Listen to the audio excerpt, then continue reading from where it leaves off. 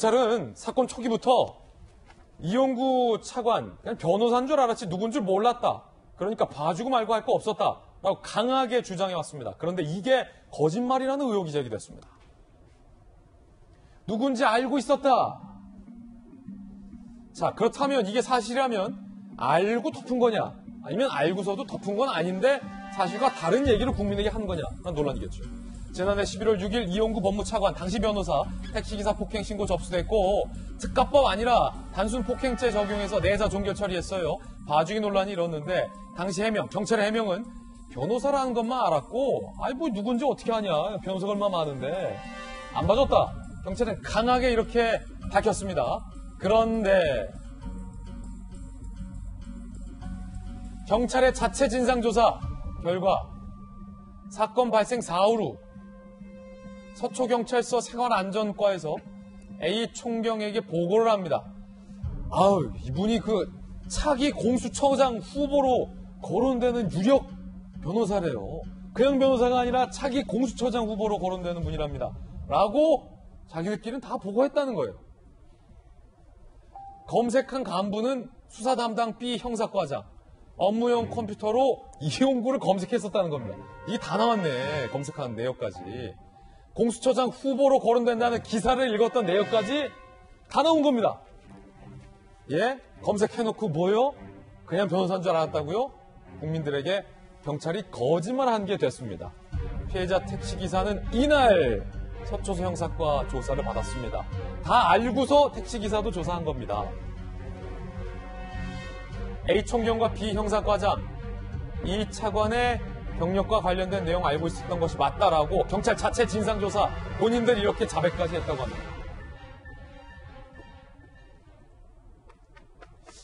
과연 국민들이 경찰을 이래가지고 제대로 신뢰할 수 있겠습니까?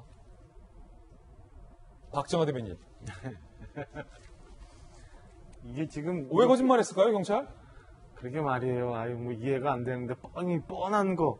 저 같아도 뭐 일단 하면은 검색 한번 해볼 것 같은데 요새 그 뭐 모르는 분 뵙고 그러면은 심지어는 이렇게 다 핸드폰으로도 한번 확인해보고 그러잖아요. 근데 일상적으로 있을 수 있는 일 그리고 모든 사람이 확인해볼 수 있고 당연히 개연성 있게 그랬을 거라고 추측할 수 있는 일을 이렇게 새빨게 거짓말을 하면 국민들이 믿을 거라고 생각했는지 이건 정말 새빨간 거짓말인데 이럼으로써 더 의혹이 짙어지는 거예요. 왜냐하면 경찰이 초기에 아니 검색해봤다. 공수처장 후보로도 거론되는 분인 거 우리가 다 알고 있었다. 그런데 사건 보니까 뭐 그냥 내사 종결해도 될 거라 판단했다라고면 아직 의혹이 짙어지지 않았을 텐데 다 검색해놓고 상급기관에 공수처장 되실 분입니다. 보고까지 해놓고 아 우리 누군지 몰랐다라고 새빨간 거짓말 하니까 봐준 거 아니야라는 의혹이 더 짙어지는 거 아닙니까? 당연히 그렇게 되는 거죠. 사실은 뭐 저런 말도 있잖아요. 뭐 메신저가 잘못되면 아무리 옳은 얘기를 해도 안 믿는다라고 얘기를 하는데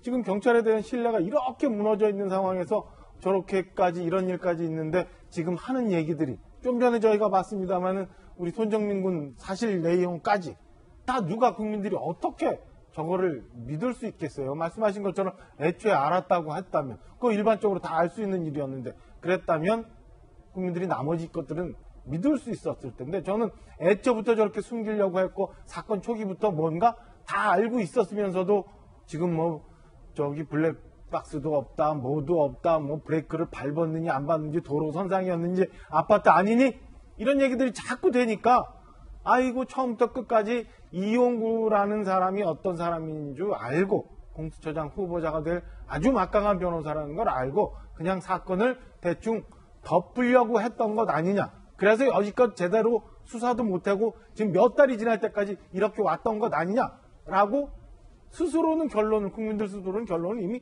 낸 것 아닌가라는 아쉬움과 안타까움이 있습니다. 이래가지고는 글쎄 검경 사건 독립 뭐 앞으로 이런 것들이 좀 얼마나 국민들한테 믿음이 갈 수 있는지 저는 모르겠어요. 단순히 이것만이 아니라 앞으로도 걱정이 될 만한 그런 대목이라고 보여집니다. 박정화 대변인의 개인적 비판이었고 박수현 의원님 예. 아니 거짓말할 사람 앞에서 거짓말을 해야죠.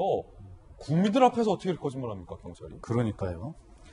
우선 우리 박정화 대변인께서 방송 전에는 오늘 피곤해서 할 말이 없다 이렇게 얘기를 해놓고 지금 저렇게 힘있게 이야기하는 거면 이게 얼마나 분노스러운 일이면 저렇게 힘을 내시겠습니까? 예, 화가 충분히 이해가 되고요.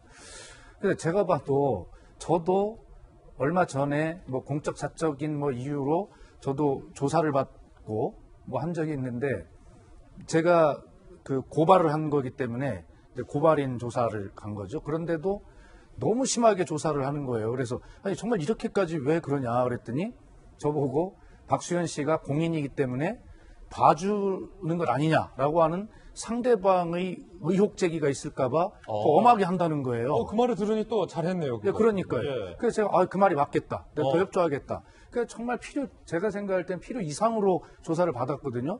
그러니까 가만히 생각해 보니까 제가 이용구라는 저분보다 못난 사람이어서 그런가?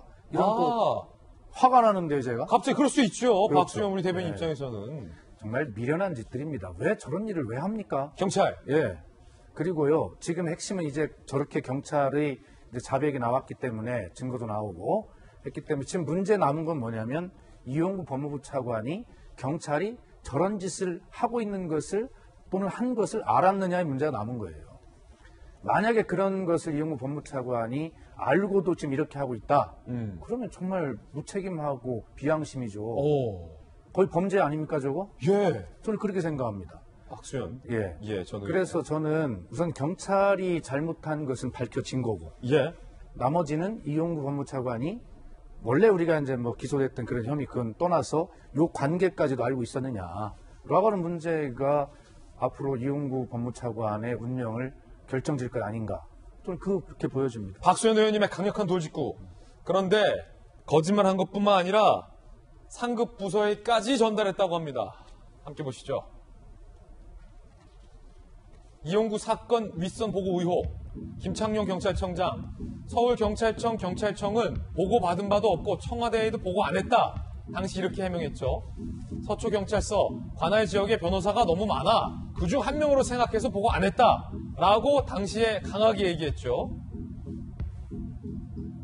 그런데 자체 진상조사 결과 서초서에서 이용구 사건을 문자로 서울경찰청으로 보고했다는 거예요. 진상조사단 실무자 사이에 참고용으로 통보한 거다. 이건 보고가 아니다.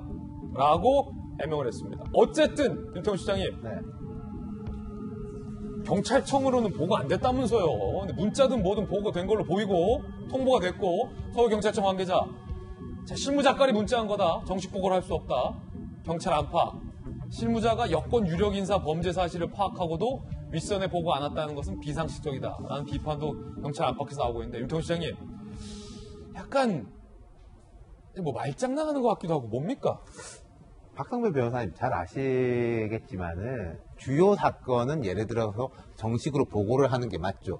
근데 이 정도 사건이면은 주요 사건이라고 보기는 어려울 거예요. 근데 등장인물로 보면은 주요 사건인 거죠. 주요 사건이지. 그렇죠. 예. 그러니까 이게 실무자한테 문자로 이렇게 상급 기관에 여기서 실무자라고 하는 것은 자기의 이제 속한 부서, 예를 들어서 뭐 이제 정치부에서 정치부장, 정치부 부국장 이 네. 라인을 따라가지고 보고를 한 거잖아요. 그 실무자라는 게 윗선에 있는 그렇죠. 실무자한테 보고를 한 거고. 상급기관에게. 하나 더는 그 정보경찰들이 이제 주요 사건에 대해 가지고 보고하게 돼 있는 내부 규정 내지는 업무 지침 같은 게 있는 걸로 알고 있습니다. 뭐 5급 이상 공무원, 언론인, 변호사, 뭐 등등에 대한 뭐 연예인이나 주요 인물들에 대한 아주 세세한 지침들이 있는 걸로 알고 예. 있어요. 제가 알기로는. 그리고 이제 정보 형사라고 하면은 같은 관 내에서도 취재를 하러 다니지 않습니까? 뭐 주요 사건 없어?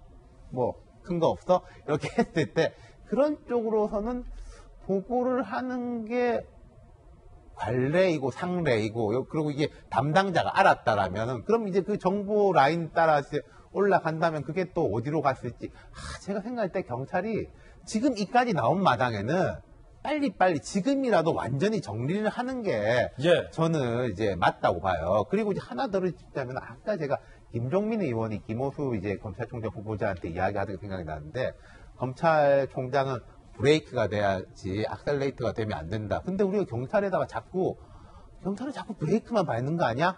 라고 의심을 가지면은 안 좋죠. 자, 결론적으로 모양새가 이상해져요. 박세현 변호사님. 보세요.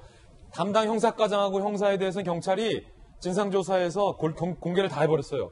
아, 이 경찰들 거짓말했다. 그런데 이게 상급기관 보고에 경찰청 차원의 거짓말로 연루되니까 경찰이 앞서 보였던 그 당사자 2명의 경찰에게 보였던 태도와는 다른 태도예요. 아, 이거는 보고가 아니라 참고용으로 알라고 문자 보낸 거다.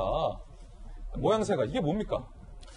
이 사실 수사 실무상 고소나 신고가 이루어졌다고 해도 피해자가 출석해서 조사를 받기 전에 가해자와 합의한 경우에는 수사가 진행되지 않는 경우가 상당히 많습니다. 이는 경찰도 마찬가지고 검찰도 마찬가지입니다.